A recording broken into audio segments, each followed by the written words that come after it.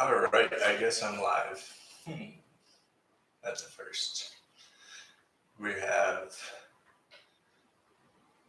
no one participating yet, but that's okay.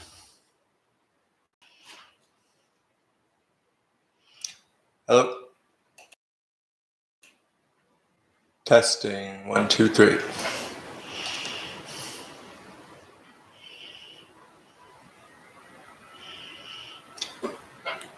All right, I'm just making sure that my mic is good.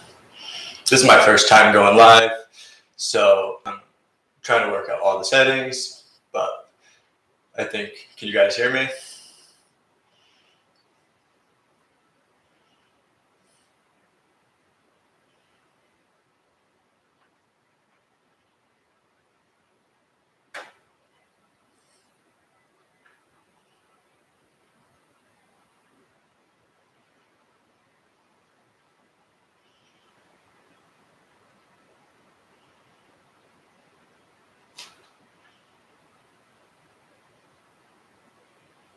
All right, well, anyway, so the reason I wanted to do live was because I wanted to get some input about what people think about the typology community, because I've been going back and forth with comments with another YouTube channel, Armchair Typology, and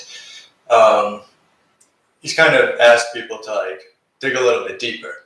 And a big reason is that people are going into the beginner stuff, and it's causing a lot of toxicity in the community. And I'm sure this has always been a thing, but since we're working on it now, I guess there's subgroups of the personality community, and I'm part of this subgroup that thinks that we need to get past just the type. Their type is real as far as we are subjectively concerned, but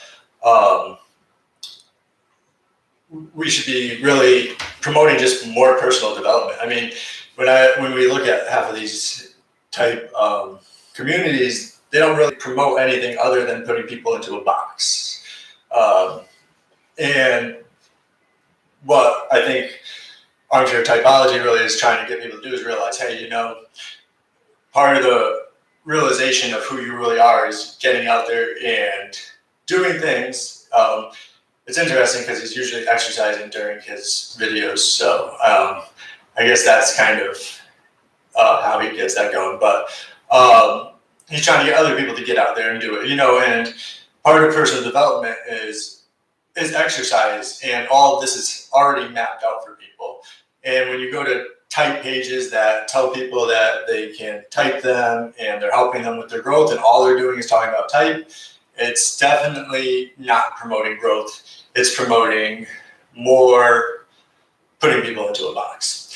So what I'm going to start doing is talk more deeply about a lot of the personality type concepts. This includes the archetypes and things. But for me, I think I'm going to approach it a little bit differently.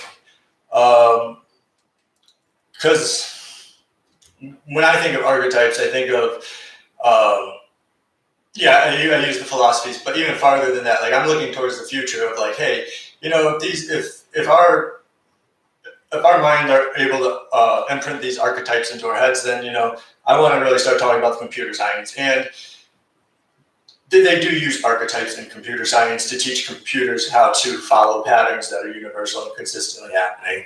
So, it's actually really interesting how they update the language on it every couple of years. And it started in the medical industry, actually. And now it's used in a bunch of industries to recognize spatial environments using archetypes. A simple archetype is like a square or cube or circle, anything like that. And then they extend, but I'd rather talk more about hey, how can we use the psychology to understand how we're going to use more computer programming. And then outside of that, I think outside of type, you can spend more time right now, understanding your DNA and your genes, and doing that is just as effective as knowing your type. But I feel like for some people, there's some points in your life when you're never going to be able to fully determine your type. And I think that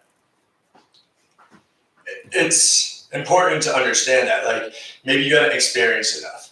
And yesterday, I was actually, did a Zoom call with one of my subscribers on here, and he was telling me about how he's trying to figure out his type. And he's pretty sure he's an introverted thinker. He's not sure of his perceiving functions. And what I tried to explain it to him is that, like, your introverted thinking function is your dominant function. But if you get a little deeper into this, you realize that Jung talked a lot about alchemy. And what that really is chemical reactions, any kind of interaction. And what I was trying to explain to him is, like, no matter what, if he's an introvert, his second function is going to be extroverted and it's perceiving. So he should just begin to change the way he perceives. And he'll begin to recognize more so of, like, where he really wants to put his energy. It's another thing, right back to, like, this is already, like, out there for people to, like, get in the personal development journey, in the personal development world. Like, you can change the way you perceive if you can't change the way things are done, and pretty much you can use all these functions like that. But that's why I don't think you just have to stay to this box. You use the real stuff that's already laid out there to, like, get you going, and then you'll be able to really begin recognizing who you are. If you're not doing that, you're not recognizing who you are. And I think that's why it's important to bring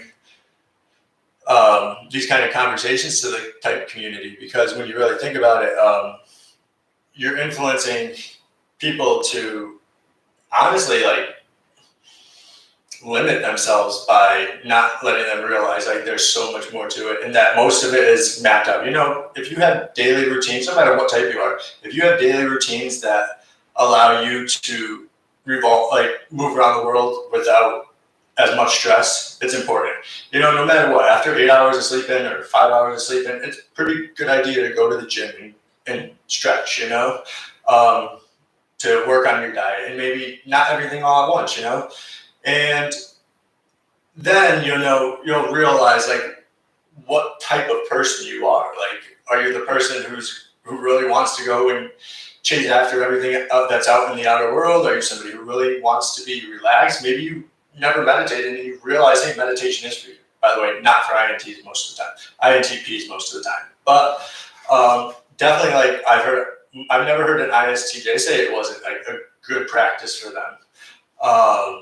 So I don't know. There's just so much more than type. And then, like, if we keep taking type and the functions and just putting it towards personal development, which I think it was good for once, but everyone took those concepts and came up with, like, hey, if you do this, it's good. So let's move forward. Like, let's take the archetypes and put them to the next evolution and where they're going to really be used, and it's going to be in the things that we use on a day-to-day basis. So that's kind of where I'll be bringing my conversations a little bit more.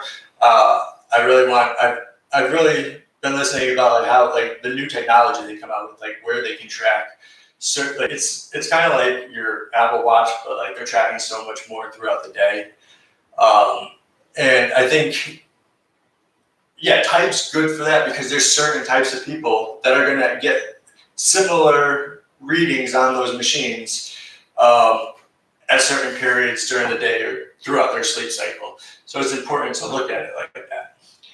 So, that was pretty much what I wanted to come on here for, and I hope you guys like it, and I'll catch you on the next episode of Cognition Ignition with C-Class.